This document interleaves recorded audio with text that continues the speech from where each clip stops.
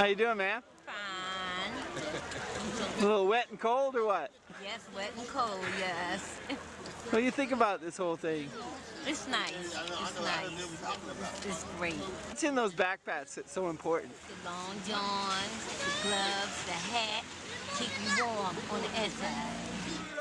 With your nose so bright, won't you ride my sleigh tonight? Then how the reindeer loved him as they shouted out with glee. Rudolph the red-nosed reindeer, you'll go down in history. Merry Christmas! I am here tonight because 30 years ago, a beautiful woman by the name of Linda Greenberg started giving out backpacks and blankets and warm gloves, hats and scarves to those living on the streets in Baltimore from the trunk of her car. And here we are 30 years later, and tonight, we have delivered to over 22 shelters in the Baltimore, Washington, D.C., and Annapolis area, and we just want to give back and help those who need a little bit of assistance during the holiday season. Linda Greenberg started this 35 years ago, and she's really a remarkable person, and I'm so awed by her. She has a way of just bringing you in, and her desire to do what's right for all these people that are so needy overrides everything else she's doing.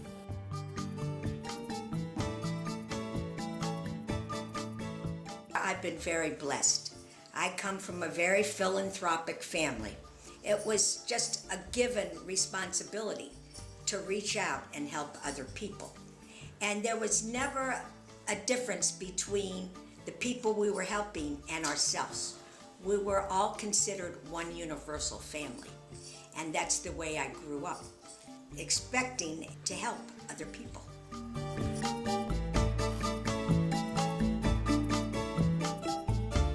About 12 years ago, I got involved in giving back with my son. We saw how great the need was, and then we saw that this was an organization that we could really make an impact in, and so we felt strongly about our ability to do that. Baltimore, Washington, recent studies have shown there's about 12,000 homeless between the two cities. The biggest change we've seen is so many families. Now we see more women and children and men on the streets. Giving back has evolved into where we view our mission as twofold. And there's one very important mission, which is to get out and to bring really life-saving gear to folks that are living on the streets or living in shelters, and that's really important. But we say that equally important is the ability to educate and inspire young people, both in volunteering and also the state of homelessness here in our community, in Baltimore, in Washington, D.C., in our own county.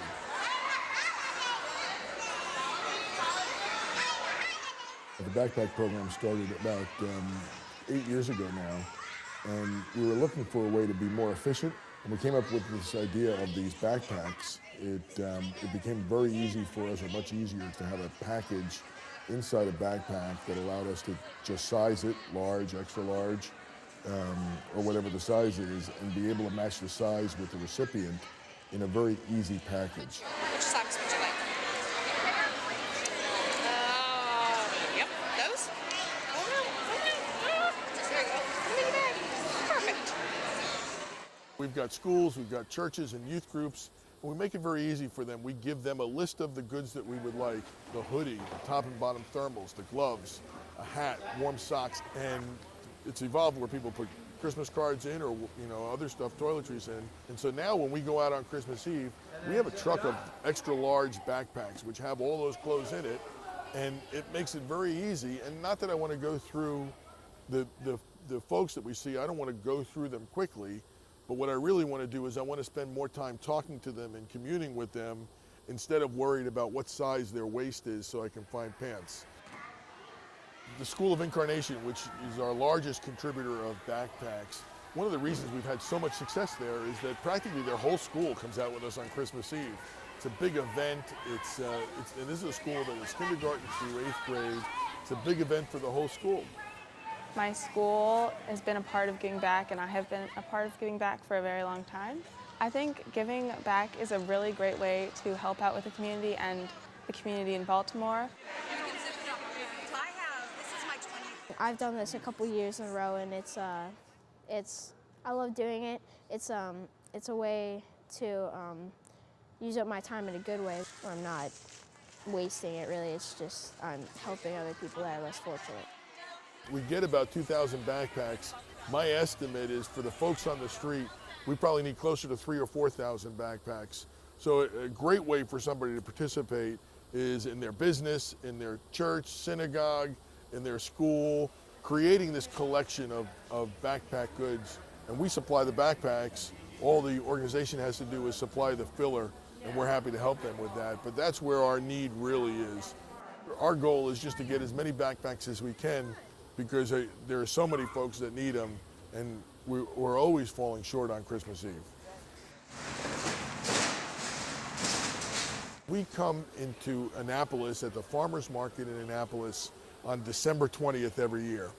And that's really the start of the meat of the drive. That's when folks can bring bags of clothes, winter clothes that they want to donate. It's when schools can bring the backpacks that they've done, they bring their food drives. Everything comes down to the farmers market in Annapolis.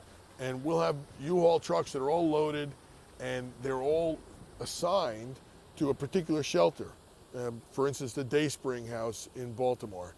And so we know what is in the Dayspring House. It's families, it's women and young children.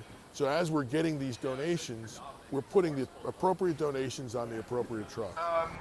We have, 15 or 16 trucks that are all going out, some of which are going to Washington, D.C. That's the trucks over behind me. After the hard work that have come over the last 4 months, December 24th is typically a joyous and exciting day. We have, between the morning deliveries and the afternoon deliveries, we probably have 500 or 600 volunteers on a typical Christmas Eve. And it's from strollers age, from people in strollers, to grandparents and great-grandparents. As you're coming to volunteer on Christmas Eve morning, I'm standing there with 8 different colored sheets, and I'm on the fly, I'm picking one out and giving it to the driver, and it'll give them a line to get in, and that line will set them up right behind the trucks that are going to those shelters, and it'll be 2 U-Haul trucks or 3 U-Haul trucks, and maybe 10 cars following behind. And even that adds to some of the excitement as you're pulling up into the streets.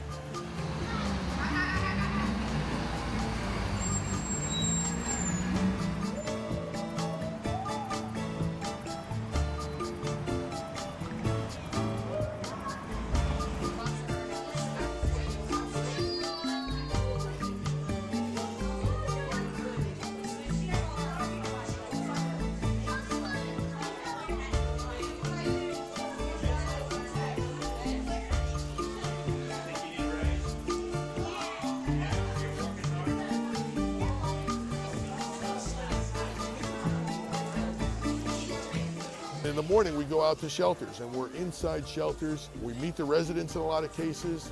We'll sing Christmas carols. We'll give them cookies and fruit. We may get a tour of the shelter. There's one shelter helping up that will typically do a Christmas Eve worship service with their residents leading the music of the worship service. Be near me, Lord Jesus, I ask you to stay close by me forever and love me, I pray. Bless all the dear children in your tender care, and take us to heaven to live with you there.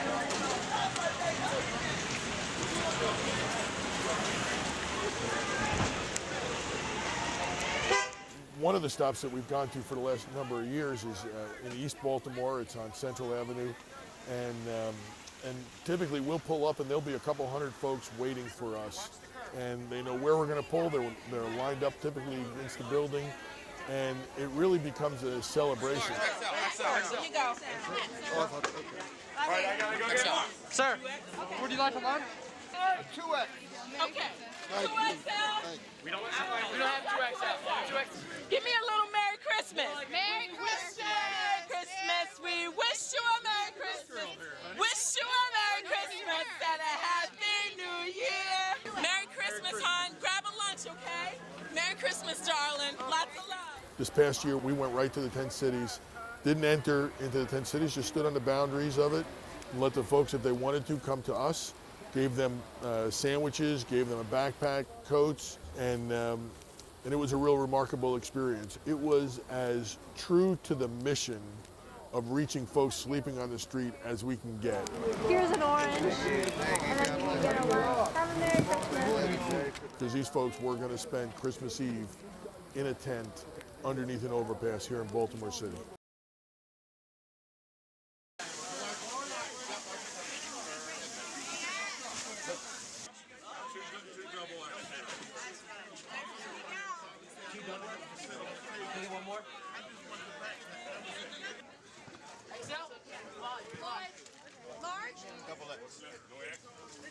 When these young people get into that world, it's almost like being in a whole different reality for them. It's really an upside down experience. Today, if kids see somebody homeless on the street, for the most part, they look the other way and they go. And on Christmas Eve, what we're saying is when we get out there, we want you to put a hand on their shoulder. We want you to look them in the eye. We want you to have a moment with them. And for a lot of these folks on the street, it's the only time all year that anybody really acknowledges their existence. So when I say it's an upside down experience, 364 days they're one way, and we want them this one day to be the exact opposite. And when they experience that, particularly when they run into young people like themselves that are in that experience, it really becomes ingrained in them. It becomes a totally different experience. And maybe by learning that, maybe they'll do that again throughout the year, and we can begin to change the stigma of the way people view the homeless or folks that are living in shelters. So if you're out there watching this video and thinking to yourself, boy, I might like to try this, we'd love to have you join us. There are roles for everybody, no matter what your age is, no matter what your abilities are, no matter how much time you want to put in at this moment, we've got roles for everybody regardless.